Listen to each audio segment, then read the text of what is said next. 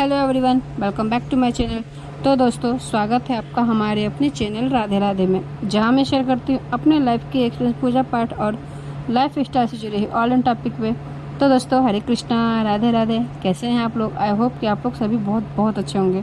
Friends, जो आज की वीडियो है वो है मार्गशीर्ष या फिर अघन का जो महीना कहते हैं उस पे। जो मार्गशीर्ष का महीना है उसमें क्या विशेष है, क्यों महत्व है, चलिए मैं इसी की आपको जो है जानकारी देती हूँ। सबसे पहले तो मैं आपको बता दूँ, जो इसकी शुरुआत है 28 नवंबर से शुरू होकर के और इसकी जो समापन है वो होगी 26 दिसंबर को। ठीक है, हो सके तो फ्रेंड्स ये वीडियो थोड़ी सी लेट आ सकती है, क्योंकि मैं अपलोड कब करूँ नहीं, मेरी तो पूरी कोशिश रहेगी मैं थोड़ी पहले कर दूँ, बट जैसे कि थोड़ी नेट की इशू है, थोड़े घर में बच्चे रहते हैं, तो मुझे नहीं पता कि ये कब आ पाएगी, मगर कोशिश मेरी रहेगी जल्दी। ठीक है, चलिए।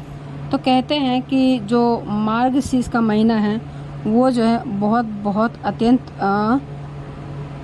विशेष और शुभ महीना माना गया है। जिस प्रकार हम कार्तिक पूर्णिमा जो कार्तिक माह का हम विशेष ध्यान रखते हैं, उसी तरीके से मार्गशीर्ष का भी जो है एक अपना स्थान है। ठीक है, तो जिस प्रकार हम कार्तिक में श्री हरि विष्णु जी की सेवा करते हैं, वो उनको समर्पित है, इसी प्रकार से मार्गशीर्ष का जो महीना है वो भी विष्णु जी के साथ साथ माता लक्ष्मी को समर्पित है। इसी में जो है माँ लक्ष्मी की पूजन करते हैं, और इसी माह में माँ अन्नपूर्णा की जो पूजन होते हैं ना, वो भी इसी माह से शुरू हो जाते हैं। शुरुआत पहले हफ्ते से शुरू हो जाती है। अगर तारीख के हिसाब से मैं आपको बताऊं तो ये 2 या 3 को शुरू हो जाएंगे। अगर आप लोग अन्नपूर्णा माता की पूजन के लिए आप लोग जानना चाहते हैं तो कमेंट में मुझे ज़रूर बताइएगा, तो मैं उसकी भी पूजन विधि आपके साथ ज़रूर शेयर करूँगी। ठीक है, तो चलिए। कहते हैं जो मार्गशीर्ष का माह है वो हिंदू शास्त्र में सर्वाधिक इसे पवित्र माना गया है। जिस प्रकार हम कैलेंडर के हिसाब से जनवरी, फरवरी, मार्च का हम गिनती करते हैं, उसी प्रकार से हम हिंदू कैलेंडर के हिसाब से ऐसे जैसे नहीं बोलते माघ, चैत, बैसाख, इसी प्रकार से करते हैं। तो उसमें से एक है मार्गशीर्ष का महीना। ठीक है, तो भगवान जो है गीता में स्वयं कहते हैं, महीनों में मैं मार्गशीर्ष हूँ। इसी महीने में से जो है सतयुग का प्रारंभ माना गया था।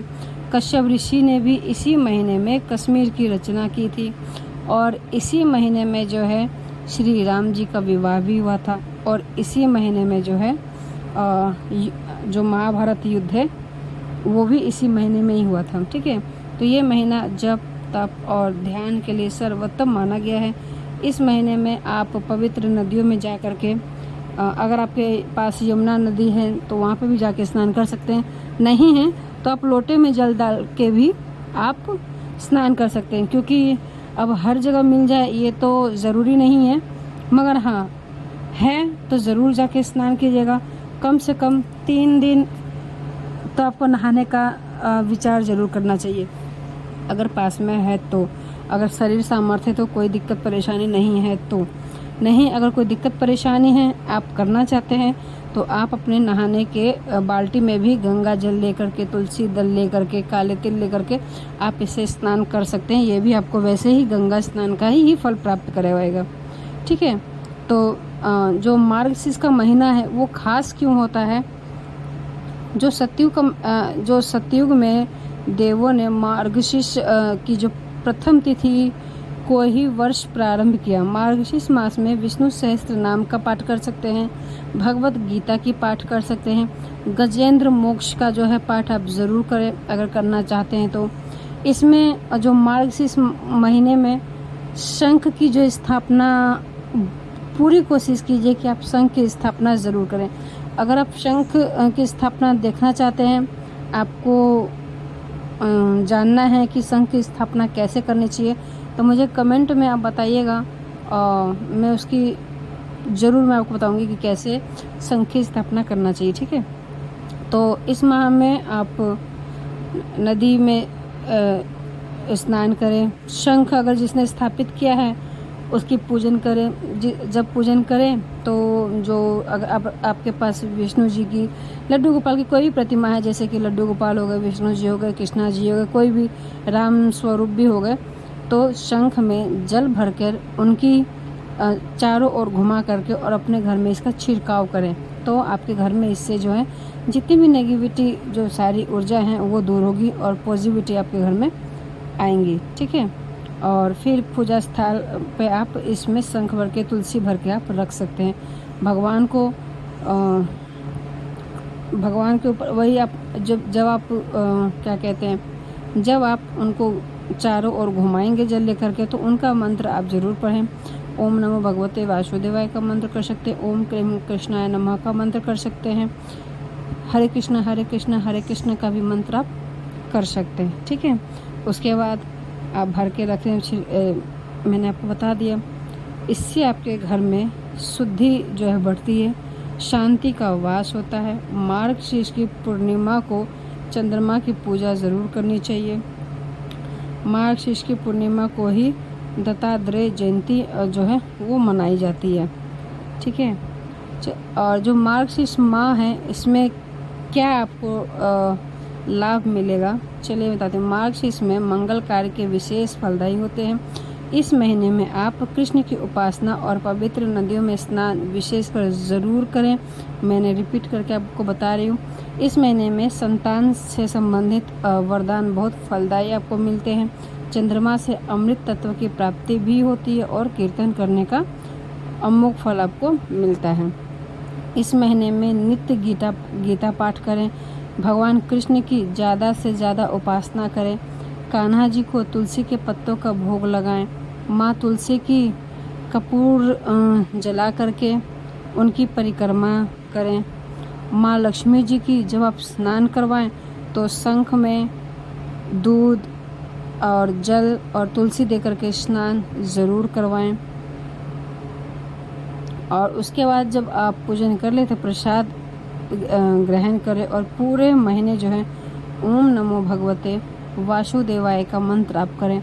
इस महीने में किसी पवित्र नदी में कोशिश कर लें कि अगर आपको मिल जाए तो बहुत अच्छी बात है, नहीं मिल पाती है तो कोई बात नहीं। जिस प्रकार से मैंने आपको बताया तो आप वैसे भी कर सकते हैं। और इस महीने में जैसे कि मैंने आपको शुरुआत में बताया कि शंख का इस महीने में विशेषकर बहुत महत्व है। आपने स्थापित कर रखा है, कोई बात नहीं, तो उसे आप पूजा स्थान में विष्णु जी के पास ज़रूर रखें। और जब भी आप स्नान करवाएं तो जो शंख है आपका, उसमें जल भर के, तुलसी भर करके और विष्णु जी के ऊपर से जितने बार भी घुमाना चाहे, एक बार 21 बार भी घुमा लें, मगर एक बार भी घुमाते हुए कर लें। अगर आप ज़्यादा करना चाहें तो और अच्छी बात है, क्योंकि आप जितना ज़्यादा कर पाएंगे तो उसी हिसाब से आपका मंत्र जो है बढ़ता चला जाएगा। जैसे कि अगर आप एक बार करते हैं तो ओम नमो भगवते वासुदेवाय नमः कहते हुए जल को, मगर इस जल को आपके घर हैं उसमें आपको छिड़काव ज़रूर लगानी चाहिए। ठीक है। और जो भगवान विष्णु हैं, अगर आपके पास नहीं भगवान विष्णु हैं, लड्डू गोपाल हैं, तो आप इसी प्रकार से प्रतिदिन लड्डू गोपाल के भी सेवन करें। और ख़ास करके तुलसी के दल उनके पास ज़रूर, वैसे तो कोई से भी माह में जो श्री हरि विष्णु जी के कोई भी विग्रह हैं उनको बगैर तुलसी की कोई अर्पण नहीं किया जाता है। अगर आपके पास लड्डू गोपाल हैं तो कभी भी एक दिन भी बगैर तुलसी दल के उनको भोजन अन्न जल नहीं दिया जाता है, और इसे भगवान प्रभु जो है स्वीकार भी नहीं करते हैं। ठीक है। तो ये विशेष कर याद रखिएगा। तो उनके पास तुलसी दल ज़रूर रखिएगा। इस दिन जो है माँ तुलसी की परिक्रमा आप कपूर जला के और उनकी परिक्रमा करें। आपकी सभी मनोकामनाएं जो हैं वो पूर्ण होती हैं, माँ तुलसी प्रसन्न होती है। जिस प्रकार से हम कार्तिक माह में दीपदान का विशेष ध्यान रखते हैं, वैसे ही मार्गशीर्ष के महीने में, या फिर आप अगन बोल लीजिए, उसमें भी दीपदान का बहुत बड़ा महत्व है। तो आप दीपदान भी का विशेष कर ध्यान रखें। और इस महीने जो है जो भोजन का जो दान है वो बहुत महत्वपूर्ण है। तो अगर आप सामर्थ्य है करना चाहते हैं तो अन्न का दान ज़रूर करें।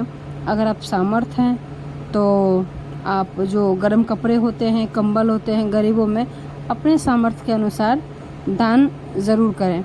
तो फ्रेंड्स, जो मार्गशीर्ष का महीना है उसमें इससे भी बढ़ के एक वीडियो में बताना बहुत मुश्किल है, नहीं हो पाएगा। अगर आपको और भी कुछ जानकारी चाहिए तो मुझे ज़रूर आप बताइएगा कि आप शंख से लेकर के आपको कुछ जानकारी चाहिए या फिर पूजा विधि में लेकर के आऊँ कि आपको कृष्णा जी की कैसे पूजन करनी चाहिए मार्गशीर्ष के महीने में, तो मैं ज़रूर लेकर के आऊँगी आपके साथ। इसमें कहीं अगर कोई चीज़ छूट गई होगी, रह गई होगी, तो उसके लिए मैं क्षमा चाहती हूँ, क्योंकि जैसे मैंने पहले बोला, मैं कितनी भी बड़ी वीडियो बना लूँ, कुछ ना कुछ रह ही जाएगा। एक वीडियो में सब कुछ जानकारी अच्छे से देना नहीं हो पाएगा। तो दोस्तों, हरे कृष्णा, राधे राधे, बाय बाय।